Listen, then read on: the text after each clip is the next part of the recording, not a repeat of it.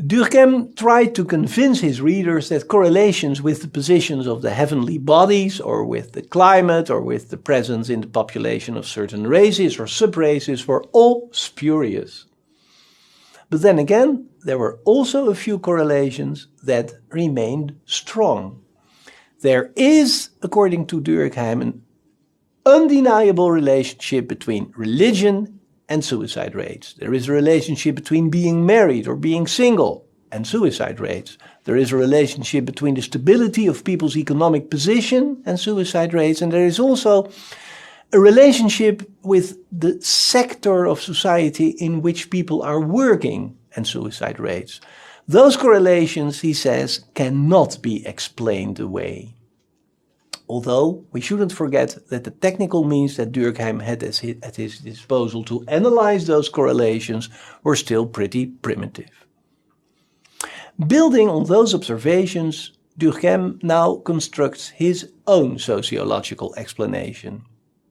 The suicide rate is a characteristic of a social collective. It's a social fact. And if you want to explain this social fact, you should look out for other social facts. Now, social cohesion, the strength of the social web, may explain some of the regularities in the figures. Why are the suicide rates for married people, for example, lower than for singles? Well, married people are bound with stronger ties to society than single people. A similar argument can be used in explaining differences between religious groups. The social cohesion amongst the Jews is higher than the social cohesion amongst the Protestants, let alone the atheists. So it comes as no surprise that we find a higher suicide rate amongst the non-believers than amongst the people of the Jewish faith, the faith of Durkheim's own ancestors. The rise in suicide rates that is attended by a gradual lowering of social cohesion is called by Durkheim egoistic suicide. I do not like that term at all. It's quite misleading. Sometimes people say that somebody who committed suicide did something very selfish, very egoistical, that they didn't think of the pain of those who were left behind. And whether you sympathize with that kind of argument or not, this is not at all what Durkheim had in mind when he used that word egoistic suicide. For him, it's just a technical term to classify the rising suicide rates that we find in modern societies where the social cohesion is in a process of weakening. Now remember that in his book on the division of social labor, Durkheim had defended the idea that modern societies do not lack social solidarity, that it is only created in another way, that organic solidarity is the outcome of the interdependence that comes with more differentiation and specialization.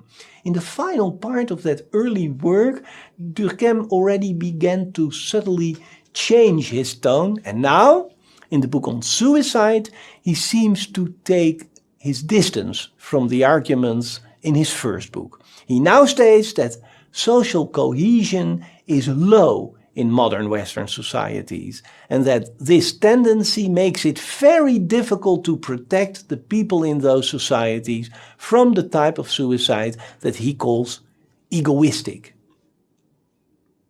Durkheim may have been afraid that his readers would conclude from his argument that we should always strive for the highest degree of social cohesion imaginable.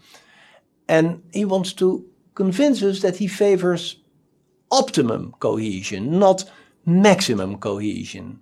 And to do that, he says that when social cohesion is extremely strong, that also might lead to a rise in suicide rates. He calls this altruistic suicide, using a word, by the way, that was also coined by Auguste Comte, l'altruisme, altruism. And again, I think it's a bit of a misleading term. An example that he gives here is the soldier who sacrifices his life in a suicide attack because he cannot conceive of himself as a separate individual anymore. His personality seems to have dissolved into the group. Durkheim says that this kind of behavior has almost disappeared from modern Western Europe, where people have a very strong sense of individuality. So altruistic suicide is not such an important category, it's a small category, but it has a theoretical purpose. In fact, Durkheim is mainly interested in the so-called egoistic suicide, because that is so closely tied up with the rise of modernity in Western Europe. But there is also another type of suicide that he considers to be very important, and that is anomic suicide.